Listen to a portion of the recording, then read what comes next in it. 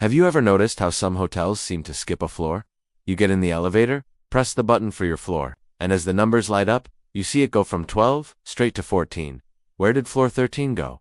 This isn't just a quirk. It's a widespread phenomenon rooted in a surprisingly persistent superstition, triskaidekobia, the fear of the number 13. It might sound strange in our modern, scientific world, but this fear has deep historical roots. Some trace it back to the Code of Hammurabi, an ancient Babylonian legal text that supposedly omitted a 13th law. Others point to Norse mythology, where a dinner party of 12 gods was disrupted by a 13th uninvited guest, the trickster god Loki, leading to the death of the beloved god Balder. Of course, the most famous example is the Last Supper, where Judas Iscariot, the disciple who betrayed Jesus, was the 13th guest to sit at the table. This association has cemented the number 13 as a symbol of bad luck and betrayal in many Western cultures. So, how does this ancient superstition play out in the multi-billion-dollar hotel industry? Well, it's all about guest perception and comfort. Hotel operators know that a significant portion of their clientele might feel uneasy or even refuse to stay in a room numbered 13 or on the 13th floor. It's a simple business decision.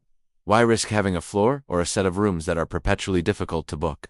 The potential loss of revenue and the hassle of dealing with superstitious guests just isn't worth it. So, they take the path of least resistance. They simply pretend the 13th floor doesn't exist. Of course, the building physically has a 13th floor. It doesn't just vanish into thin air between 12 and 14, it's just been renamed. What would be the 13th floor is labeled as 14, the 14th as 15, and so on. The elevator buttons are programmed to reflect this, creating the illusion of a missing floor. It's a clever bit of psychological marketing. By removing the number 13, hotels eliminate a potential source of anxiety for their guests, ensuring a smoother, more pleasant experience from the moment they step into the elevator. Interestingly, this isn't just limited to the 13th floor. You'll find a similar phenomenon in many East Asian countries, but with the number 4, in languages like Mandarin, Cantonese, and Japanese. The word for 4 sounds remarkably similar to the word for death.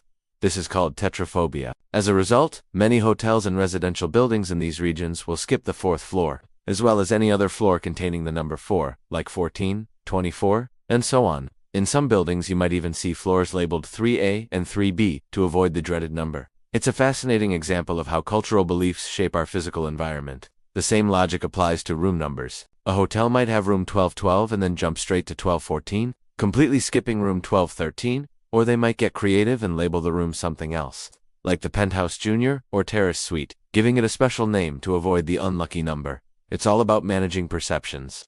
The goal is to make every guest feel safe, comfortable, and well, lucky to be staying there. But does this superstition actually have any basis in reality? Statistically, no.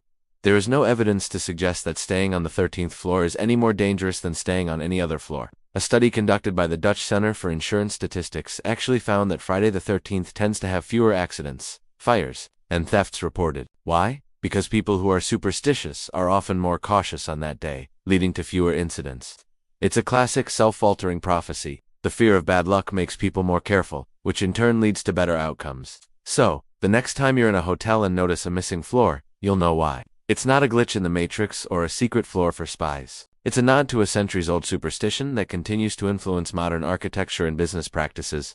It's a testament to the power of belief and the lengths businesses will go to ensure their customers feel at ease. The 13th floor is there. It's just hiding in plain sight, masquerading as floor 14. What about you? Would you be comfortable staying on the 13th floor, or in room 13? Let me know your thoughts in the comments below. I'm genuinely curious to hear what you think. And if you found this little dive into architectural superstitions interesting, don't forget to hit that like button and subscribe for more explorations into the hidden quirks of our world. Thanks for watching, and I'll see you in the next video.